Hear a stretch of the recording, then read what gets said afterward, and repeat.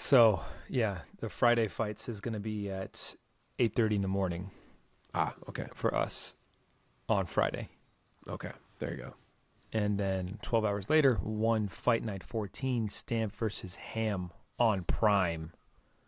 Nice. Here we go. Let's just quickly talk about two fights of this awesome one card. As I alluded to earlier in today's show, I personally love what one is doing with combat sports, just kind of throwing everything together and letting it just be a combat sports event overall. On Yeah. this fight night, wait, they're calling it a fight night? Yeah, one Fight Night Yep. 14. They have MMA, Muay Thai, and submission grappling all on the same card. I love this. This is so cool. Yeah, It's it's a like a fun little sampler card. platter. The What'd you say? I said it's a fun little card. We're only doing two of these fights, the two that are like the bigger MMA fights, but another MMA fight that's on the card is Edward Folyang and Amir Khan. That should be a solid fight. Um, I don't know the Muay Thai guys as well. Omar could speak on that, but if he does, but I do see there is a flyweight Muay Thai belt on the line in the women's division. There is a grappling belt on the line at 115 pounds, featuring Danielle Kelly. And then Zhang Jingnan, who we've talked about multiple times on this show, who has fought Angela Lee a couple times, she's actually fighting a weird custom rules fight against Nat Jarunsak, which seems to just be boxing and MMA gloves where you can't kick or elbow or knee or anything. I'm not entirely sure, but that's on the card as well. So yeah, kind of as you said, it's definitely a sampler platter of some different things happening, and then of course the two big MMA fights that we're going to get to. Yeah, man. Cool. Omar, any other fights you want to spotlight for this card? Yeah, to be honest, there's a couple of Muay Thai guys on here, but I don't really know them very well, so I won't pretend to. Um, but my rule of thumb is when they start adding their gym names to their names, they're probably fucking nasty. So I'm Yeah. just gonna go in that direction. Which Yeah, I didn't man. apparently know that was a thing. I don't know if we've had this conversation on here before, but so that's why No. like Stamp Fairtex, for example, like she reps Right. Fairtex, Right. so that's now that's just her name. You know what I'm saying? Like as far as how she represents herself. So Yep. it's she's part of the gang now. You know what I mean? Not everybody I think gets to do that. So Yeah. the one thing that if you guys are into grappling at all, and one has some really fun grapplers. I know grappling, depending on where you're watching and who you're watching, can sometimes not be super exciting. But Mike Musumeci is a fantastic grappler. He's not on this card, but just as an example of the level of grappling they have. Fantastically visual grappler, really gets shit done, really aggressive. And Danielle Kelly, who is grappling on this card, she is the one that's fighting for the Atomweight Submission Grappling World Championship for one. She is a fantastic grappler, very, very aggressive, very dexterous in her body. She can bend and do all kinds of crazy shit, find angles while she's grappling that are really, really fun to watch. So if you are into combat sports in general and just like a good grappling match from time to time, that'd be the one I'd spend your time watching. Okay. Let's turn our attention first to this first of two MMA bouts that we're going to talk about in the men's bantamweight division. John Lineker taking on Stephen Loman. So Lineker, hands of stone, the 33-year-old out of Brazil, 36-10 as a pro, former UFC veteran, also won no contest on his record. Of his 36 wins, 22 have come by way of finish, 18 of those knockouts.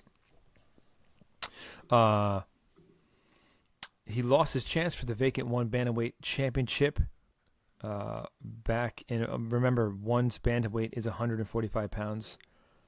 This is back in February of this year. And then he won a catchweight bout, which was, I believe, supposed to be a featherweight bout, a 145-pound bout, because he missed weight by, I think, 6 pounds. He has been plagued by a little bit of weight cutting as of late. Okay, Stephen Loman, the sniper, the 31-year-old out of the Philippines, 16-2 as a pro, has not lost a fight since 2016. 9 fights by decision. Mark, start us off. Give us your take and your pick of Loman versus Lineker. So surprisingly, at least to me, John Lineker is the underdog.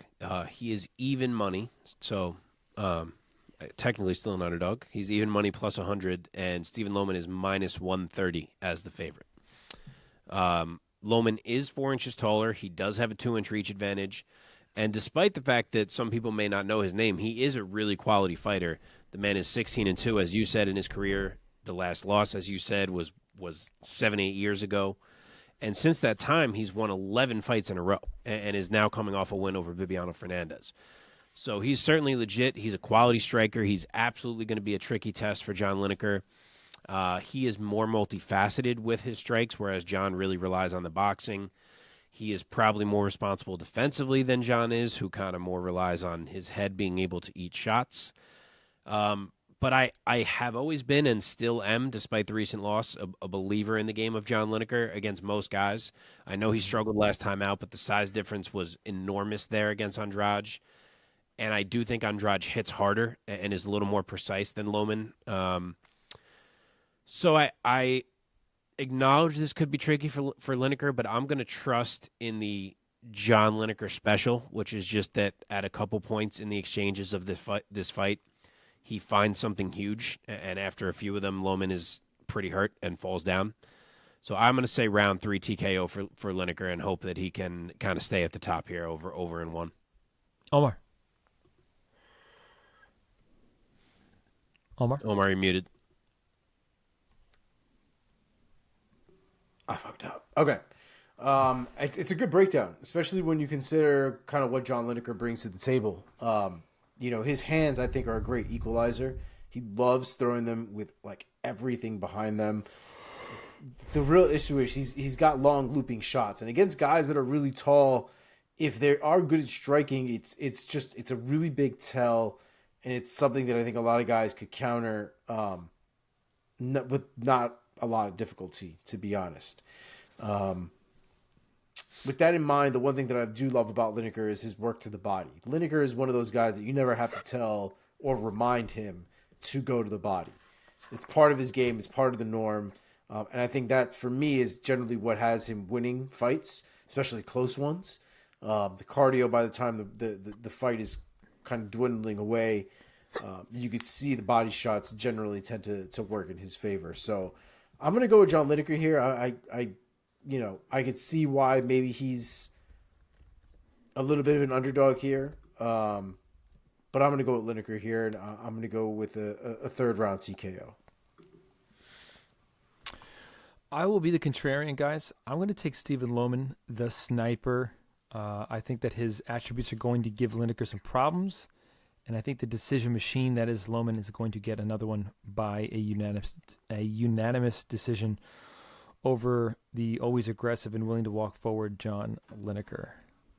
Okay, main event of this one Fight Night 14 MMA going down at what weight? Women's. So it's atom weight, but that's women's atom weight 115 over there because of the rehydration. We have Stan Fairtex, the great Stan Fairtex, taking on Seo Hee. Ham. I hope I'm not butchering that too bad. Yep. Here we go. Ham is the 36-year-old out of Busan, South Korea, 26-8. How can we never have fighters out of North Korea, guys?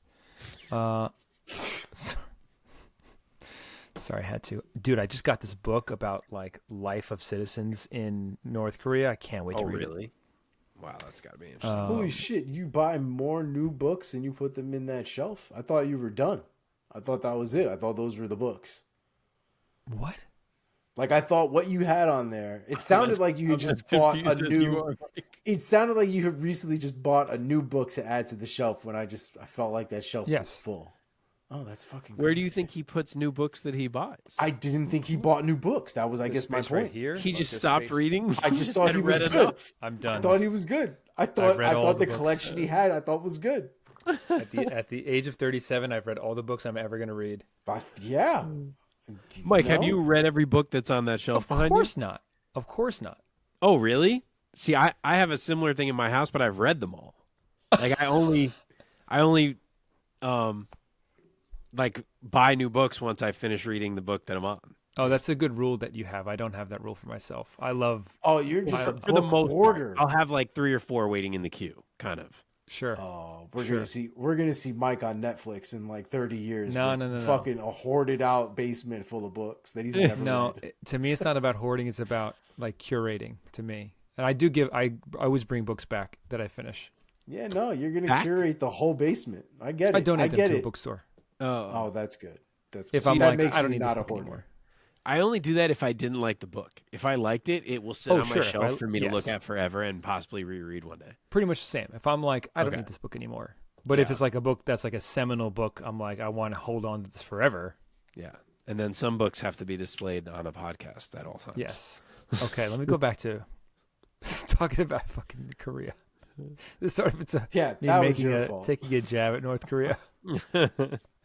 Okay. Ham is 36 years old, out of South Korea, 26-8. With out of the 26 wins, 19 have gone to the scorecards. She has not lost a fight since 2016, which means that she's on a 9 fight win streak coming into this weekend. The great Sam Fairtex, what a star! 25 years old, out of Thailand, 10-2 as a pro in MMA. She has started her MMA career, I believe, in 2018. She's riding back-to-back wins coming into this weekend. And of her 10 wins, 6 have been finishes, 4 of those knockouts. Most recently, knocking out Elise Anderson with a nasty body kick back in May of this year.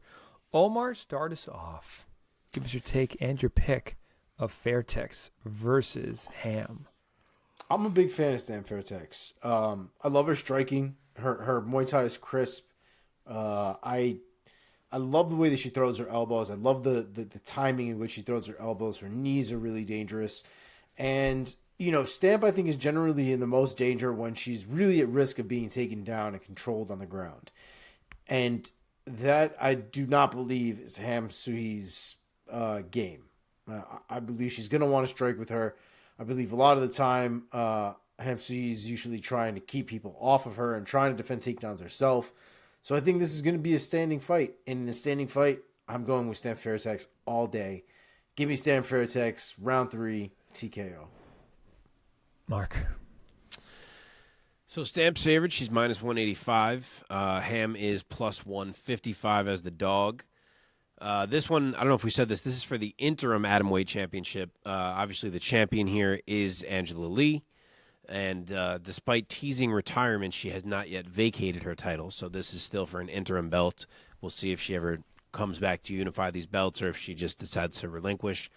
But we get a good matchup here. These girls are the same height. Stamp has a 1-inch reach advantage. And it's a really interesting contrast to me because on the one hand, you have Stamp, who, of course, was a kickboxing champion and a Muay Thai champion, but she's still relatively new to MMA. And then on the other hand, you have Seo Hee, who is a 34-fight MMA veteran whose career began in 2007. She fought Megumi Fuji. That's how long she has been around. She spent time in the UFC. Granted, when she was in the UFC, she was fighting about 20 pounds higher up than she ever should have been, so she was 1-3 in that run, but fighting much bigger girls. And despite the fact that she's 36 years old and 34 fights in, she's won 9 fights in a row and finished 4 of those 9. So she's looking good right now. She could easily spoil this party that I'm sure one is hoping to have for Stam Fairtex here because, as Mike said, she has a lot of star potential, and I'm sure they see that. But Ham is really good and really well-rounded. She can wrestle. She has a strong top game if she can get on top. She's an action fighter who will blitz you. It's just a really well-rounded game that she brings to the table, and the question is just going to be whether Stamp can handle that. But in the end, I do love Stamp. I've been a believer in Stamp, and I think the fact that Ham is willing to scrap and willing to exchange is something that can get her clipped here because Stamp is so slick. Plus, as we always say, her grappling is getting better and better each time. I do think she can probably resist. It's not as if Ham is some overwhelming grappler. If she does end up on top, it could get tricky for Stamp, but I think she can resist most situations. And on the feet, I just think she's so slick and that she'll be the much quicker fighter. And I think as the fight goes on, she can find a shot. So I'm not even sure if I think she'll be winning, but I think she'll be finishing. And I'm also going to say Stamp Fairtex, round 3 TKO. Oh, baby. Guys, I'm a Stamp Fairtex believer. This is a Stamp Fairtex podcast right here. We are unanimous, of course.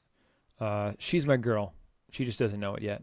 I hope I get to announce her one day. How fucking cool would that be? That'd be sick. Yeah, I mean, the odds are pretty close. They're closer than I thought they would be. But Ham is legit. Give me Stamp by decision. I'll be more of the layup pick here. And that